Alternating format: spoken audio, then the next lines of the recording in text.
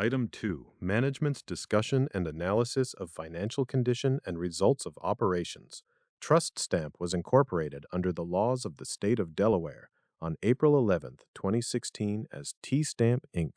T-Stamp Inc. and its subsidiaries, Trust Stamp, We, or the company, develop and market identity authentication software for enterprise and government partners and peer-to-peer markets. Trust Stamp primarily develops proprietary artificial intelligence-powered solutions, researching and leveraging machine learning artificial intelligence, including computer vision, cryptography, and data mining, to process and protect data and deliver insightful outputs that identify and defend against fraud, protect sensitive user information, facilitate automated processes, and extend the reach of digital services through global accessibility. We utilize the power and agility of technologies such as GPU processing, edge computing, neural networks, and large language models to process and protect data faster and more effectively than historically possible to deliver results at a disruptively low cost for usage across multiple industries. Over the last year, while maintaining our strong emphasis on identity authentication for financial services, the company has undertaken a multi-pronged process to position itself better to leverage the growing opportunities offered by the expanded capabilities, use, and acceptance of AI technologies. While the company remains committed to the long-term potential of its original focus on the U.S. financial services market, the company has diversified its target markets. This process has included reducing the size of the non-production focused executive and consulting teams to reduce overhead and releasing sales staff that did not meet their targets, adding senior business development advisors in Ghana, Nigeria, Kenya, and Malta, primarily compensated based on revenue received, developing joint ventures with proven industry partners with access to target markets, increasing focus on the cryptocurrency market, especially stablecoins, and developing products designed to meet specific needs and opportunities in that sector, updating services offered via the orchestration layer platform in response to market feedback, expanding our IP portfolio to strengthen our existing position related to presentation attack detection and tokenization and include implementations such as embedded ownership verification for cryptographic assets, a technology that we believe to have significant potential with the expansion in the ownership of crypto assets, including potential deregulation or loosening or clarification of regulation in the United States, together with the global growth of stable coins, including central government digital currencies, i.e., StableKey or Stable IT2, which is a revolutionary technology that generates a key directly from the biometric of the user, which key has a mathematical correlation to all of the user's passwords, PINs, and other secrets for every account and use case, meaning that those secrets never need to be stored in their entirety, strengthening our international third-party cybersecurity and data handling certifications by adding SOC 2 certification to our NCSC Cyber Essentials Plus certification and obtaining a renewed DSEAL certification, the world's first certification that includes not just data security, but also the ethical and responsible use of data, opening an office in Tokyo with funding from the city of Tokyo and the Japanese government to pursue opportunities in the APAC region,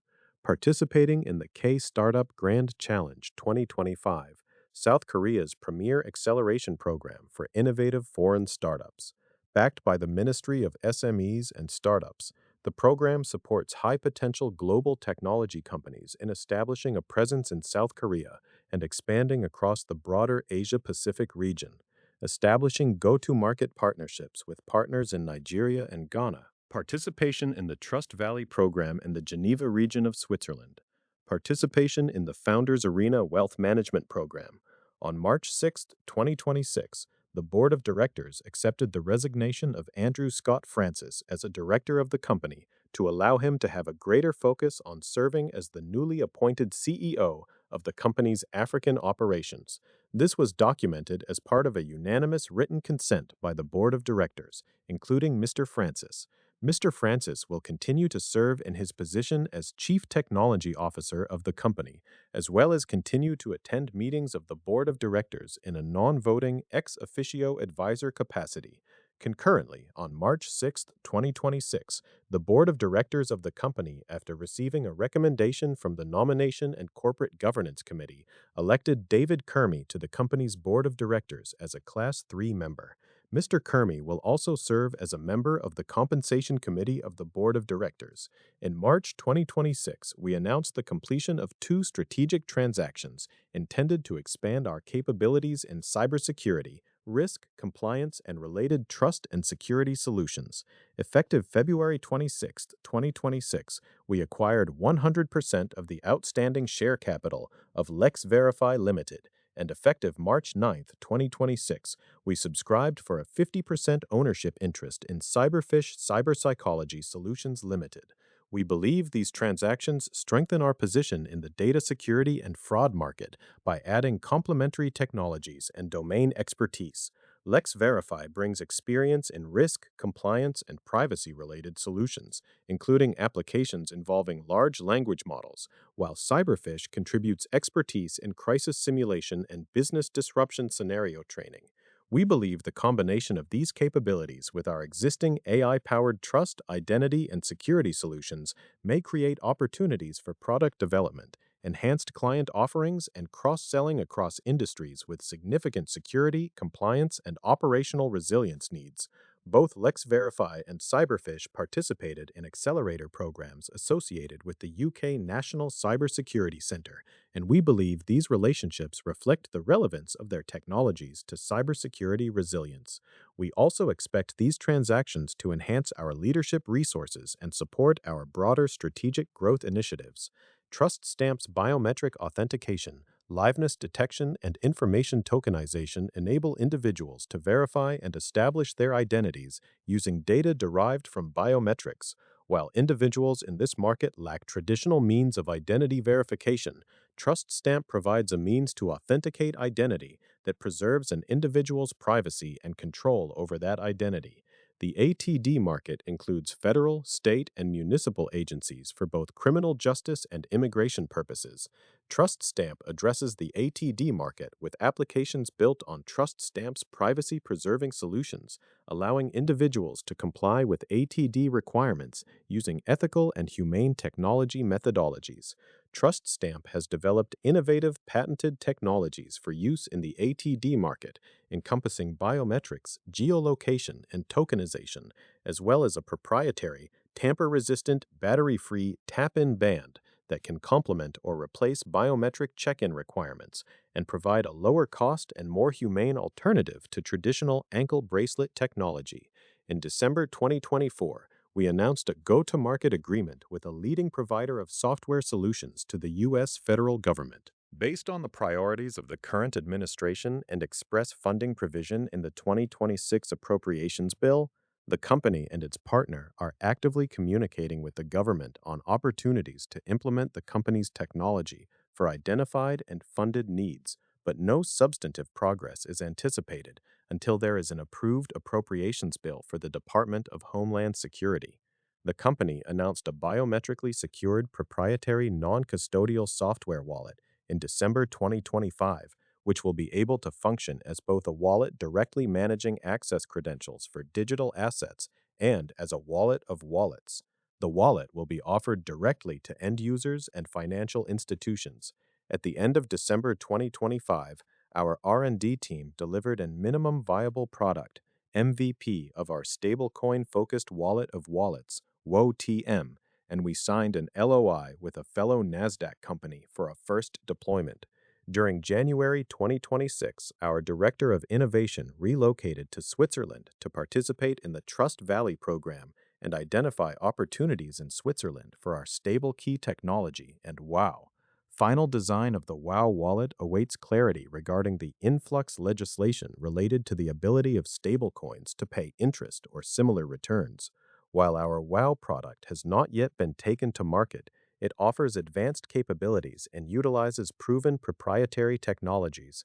Therefore, we believe that if we establish product-market fit, the economic potential could be substantial.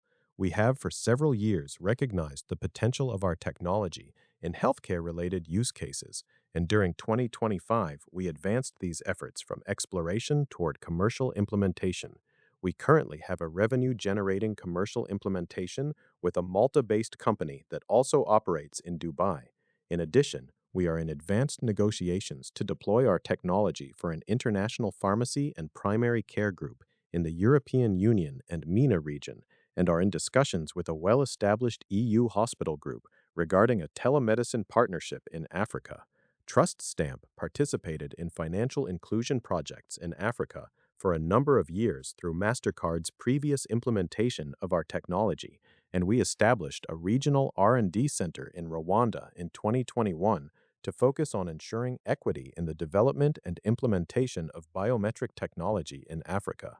In 2023, we started direct outreach to African countries, and we are in serious and extended dialogue with 4 countries, as well as our work with Africa's largest provider of mobile telecommunications services.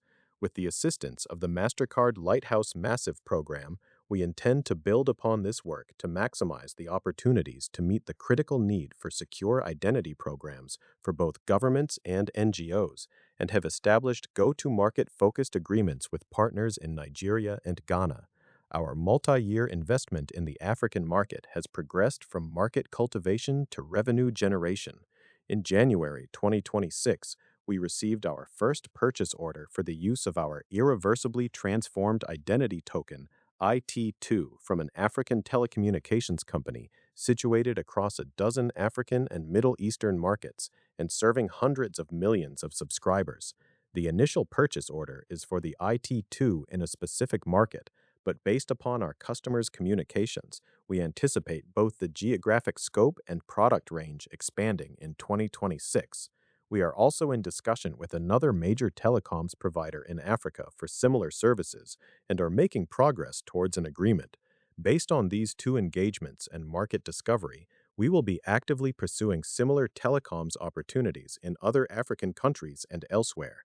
In parallel, our first African nation-state project continues to progress, albeit at a slower pace than we would hope. We anticipate announcing specific revenue commitments in the third quarter of 2026. During January 2026, at their request, we worked with the Office of the Vice President of Nigeria and various federal and local government ministries to arrange for a Trust Stamp team to visit Nigeria for 2 weeks during February 2026 to identify areas of government operations where our technology can be implemented. We believe the visit was very successful in building potential partnerships at a federal and regional level in Nigeria, and significant PR regarding this potential was generated by the Nigerian government and published online. Individual project discussions are now ongoing between our company and the various federal and local government ministries that we met with on this trip. With our growing team in the UK, we have started to identify banking sector opportunities there and will be pursuing those opportunities going forward. We are also engaging with the fast-accelerating UK age verification market that is largely unsuccessfully seeking to comply with new government mandates. To this end, on March 9, 2026, the company, through its wholly owned subsidiary, Trust Stamp Malta Limited, agreed to subscribe for 50% of the authorized share capital of Cyberfish Cyberpsychology Solutions Limited, a private company incorporated in England and Wales that is a graduate of the UK National Cybersecurity Centre's startup program, Cyberfish. On the same date, the company, through Trust Stamp Malta Limited, entered into a consulting agreement with Cyberfish. Under the consulting agreement, Cyberfish agreed to provide consulting services relating to market development in the United Kingdom, including market entry and expansion strategy, business development, partnership identification, and related services. The Lex Verify acquisition immediately added capability for LLM-powered compliance monitoring of communications and documents, and the Cyberfish investment provides us with risk scenario products that we regard as having significant and immediate potential for our existing customer base and others. Together, the 2 transactions provide us with the expertise to build unique scenarios to train LLM, together with other LLM-based products that will be announced during 2026. The company's initial business consisted of developing proprietary privacy-first identity solutions and implementing them through custom applications built and maintained for a few key customers. In the fourth quarter of 2022, the company added to its product offerings a modular SaaS model intended for low-code or no-code implementation, the orchestration layer. The orchestration layer has been successful in attracting interested customers, with over 100 financial institutions onboarded as of the date of this report, but those institutions have been slow to go into full production, which has impacted revenue expectations. An analysis of the slow adoption revealed that many of the institutions would need some level of customization, and in the fourth quarter of 2024 and the first quarter of 2025, the company invested in the modification of the modules to meet the broader range of needs and preferences identified by the enrolled institutions. The company is now seeing a growth in transaction volumes and is focused on maintaining and accelerating that growth. Historically, the company generated most of its income through two long-term partnerships, comprising a relationship with an S&P 500 bank and a relationship with MasterCard International, MasterCard, with the MasterCard partnership diminishing in significance over and post-2024 as MasterCard's market focus changed. Effective July 1, 2025, the company's agreement with the S&P 500 bank was extended to May 31, 2031, subject to either party having the right to terminate for cause and a right for the customer to cancel for convenience on giving 6 months' notice. Under the terms of the extension, the company receives a guaranteed minimum income stream for services, together with hosting and other fees and reimbursement of expenses incurred, which are subject to agreed markups of 10% or 20%. Minimum billing for services in the first year of the renewal is set at $154,000 per month, with annual CPI-related increases. Under the arrangement, total minimum monthly billings will exceed $215,000 per month, subject also to CPI-related increases. The difference between both figures is the inclusion of third-party vendor fees billed to the customer. Based on the strength of the relationship and current and anticipated service needs, the company anticipates actual billings exceeding contractual minimums. In March 2019, the company entered into a technology services agreement with MasterCard International, the TSA. Under the TSA, IT2 technology was being implemented by MasterCard for humanitarian and development purposes as an element of its Community Pass and inclusive identity offerings in developing economies. Based on a changing market focus by MasterCard, effective December 31, 2024, the limited exclusivity for development-related purposes granted to MasterCard expired, and the software schedule and associated services terminated on February 6, 2026. The expiry permitted the company to commence working directly with governments in developing countries and also engage with international NGO that had previously worked with MasterCard. In 2022, the company expanded its key customer base to include an investment from and a relationship with FIS, a relationship focused upon the implementation of our orchestration layer in FIS's global KYC product offering. As of March 31, 2026, 100 financial institutions representing over $350 billion in aggregate assets had been onboarded through FIS. As of the same date, 114 customers, including both FIS and non-FIS customers, had been onboarded to the orchestration layer, including those that have fully implemented the platform and those currently undergoing implementation. The first non-FIS client onboarded to the orchestration layer in the third quarter of 2022 has generated $611,000 of revenue for the company to date, including generating $35,000 during the 3 months ended March 31, 2026. Overall, orchestration layer transaction volumes increased by approximately 20% over 2025, with a circa 200% increase in FIS-related transactions, but the rate of implementation and transaction volumes are far lower than we consider satisfactory, and the channel structure in place does not provide us with adequate opportunities to work with the individual institutions and accelerate implementation. To address this, we have budgeted for additional sales support staff and for participation in industry events where we can directly engage with the enrolled institutions. We will be carefully monitoring and reporting on progress throughout 2026. On February 20, 2025, the company executed a master technology service agreement under the innocuous Fürstenbreck. Janakashal Sir Cup is set at Jivosh, effective January 1, 2025, with QID Technologies LLC QID to provide technical services as agreed from time to time and documented by statements of work. The Under the Maris Exile provided for an initial minimum payment of $100,000 per calendar month, with the budgeted payment thereafter not to exceed $300,000 per month without mutual agreement. The MTSA will remain in effect for 1 year and will be renewed automatically for successive 1 year periods until it is terminated. Either party may terminate for convenience by giving notice of non-renewal no less than 90 days before the expiry of each 1 year term. The company owns a 10% equity interest in QID, but is not involved in its management. Reaching the maximum monthly revenue of $300,000 would require QID ramping up its customer-facing activities, a process that is not controlled by the company. QID is currently a finalist in an RFP for a major project that would utilize our technology, but at this time, the ramp-up process has taken longer than anticipated, and despite assurances by QID's majority owner as to their ongoing commitment to the enterprise, there is no certainty as to the speed at which the services will be delivered, and consequently the billing levels in a given month. Adjusted EBITDA loss, non-GAAP, for the 3 months ended March 31, 2026, decreased by $120,000 to $1.80 million loss from a $1.92 million loss for the 3 months ended March 31, 2025. The overall decrease of $120,000 in adjusted EBITDA loss, non-GAAP, was driven partially by an increase in net revenue.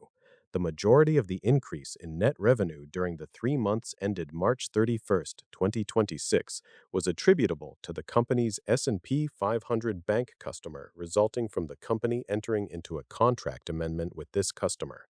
The amendment extended the term of the existing agreement until May 31, 2031, with minimum gross revenue exceeding $12.7 million. It provides for changes to the fee structure as well as a new feature development and platform updates. The increase in net revenue was partially offset by increases in research and development expenses, as well as SG&A expenses.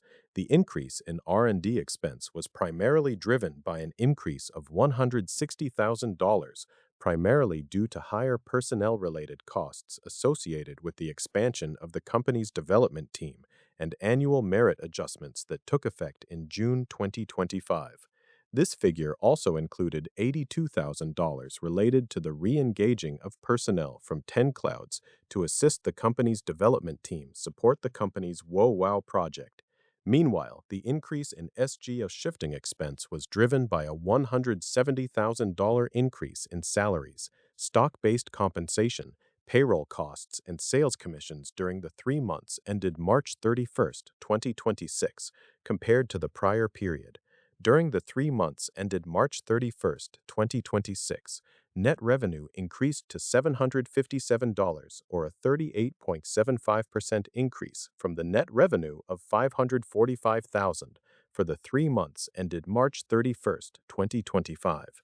During the 3 months ended March 31, 2026, the $757,000 in net revenue consisted of $583,000 from an S&P 500 bank, $39,000 from Cyberfish, $39,000 from FIS, $35,000 from a software development company, $26,000 from a computer programming company, $18,000 from a Tokyo, Japan-based digital platform company, $10,000 from MasterCard, and various other customers for the remaining $6,000. During the 3 months ended March 31, 2026, the net revenue increased by $211,000 compared to the 3 months ended March 31, 2025, with increases coming from new and existing customers, which was offset by decreases in revenues from certain existing customers described further below, that is, MasterCard and QID. Of this increase, $236,000 was attributable to the company's S&P 500 bank customer, resulting from the company entering into a contract amendment with this customer. The amendment extended the term of the existing agreement until May 31st, 2031, with minimum gross revenue exceeding $12.7 million. It provides for changes to the fee structure, as well as a new feature development and platform updates. The company had an increase of $39,000 in net revenue during the 3 months ended March 31st, 2026, as a result of the non-cash considerations, development services delivered to Cyberfish under the share purchase agreement with Cyberfish executed on March 9th, 2026. The development services delivered to Cyberfish in exchange for the equity interest in Cyberfish meet the criteria to be recognized as revenue under ASC 606. The development services are recognized as revenue as the development services are delivered to Cyberfish using the cost incurred input method. Upon execution of the transaction and establishing the contract under ASC 606, the company recognized revenues of $39,000 related to services provided during the quarter and prior to the effective date of the agreement, March 9th, 2026, and the remaining balance will be recognized as costs are incurred with delivering services to the customer. On March 15th, 2026, a new customer was onboarded under a software license agreement between Trust Stamp Denmark APS and a Tokyo, Japan-based digital platform company, which increased net revenue by $18,000 during the 3 months ended March 31st, 2026. Under the agreement, Trust Stamp Denmark APS will provide products and software services, including application programming interfaces that enable access to platform functionality, as well as professional services in accordance with the applicable statement of work. Furthermore, the company, with the participation of a third party, has signed a commercial agreement with the Tokyo, Japan-based digital platform company, a leader in decentralized solutions to deploy and develop technologies that advance financial security, identity verification, and privacy protection across Japan's financial services sector and the wider region. The company also had an increase of $17,000 in net revenue during the 3 months ended March 31st, 2026, resulting from increased services provided to a computer programming company as the customer continues to ramp up their orchestration layer usage.